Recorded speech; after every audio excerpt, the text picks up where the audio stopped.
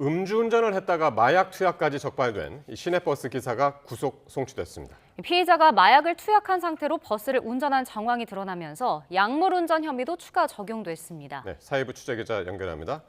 김희영 기자, 피의자가 검찰에 넘겨졌다고요? 네, 경찰은 오늘 오후 중국 국적 40대 남성 A씨를 구속 상태로 검찰에 넘겼습니다. A씨는 마약을 투약한 채 운전했는지, 어디서 마약을 구했는지 등 취재진 질문에 아무 답도 하지 않았습니다. 직접 들어보겠습니다. 마약 취해서 운전한 적 있어요? 핸드폰은 어떻게 구했습니까? 위험할 거라 생각 안 했어요? 언제부터 마약 투약했나요? 송치 하루 전인 어제 경찰은 A씨에 대해 약물운전 혐의도 추가했습니다. 지난 24일 A씨를 음주운전과 마약류관리법 위반 혐의로 구속한 뒤 보강 수사한 결과입니다. 앞서 A씨는 업무 스트레스로 인해 퇴근 후 마약을 투약했다고 경찰에 진술한 것으로 전해졌는데, 경찰은 마약 투약 시점과 버스 운행 일정을 대조해 일부 운행은 약물의 영향으로 지장을 받았을 우려가 있다고 판단했습니다.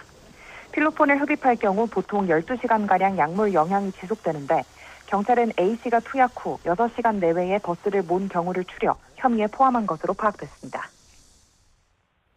네, 그런데 피의자가 처음 경찰에 붙잡힌 게 마약 범죄가 아니라 음주운전 때문이었다고요? 네, A씨는 지난 23일 새벽 경기 시흥시에서 술자리를 가진 뒤 주거지가 있는 안산시까지 13km를 음주 운전한 혐의로 현행범 체포됐습니다. 운전자가 차 안에서 잠든 것 같다는 신고가 경찰에 접수됐는데, 당시 A씨의 혈중 알코올 농도는 면허 취소 수준이었습니다.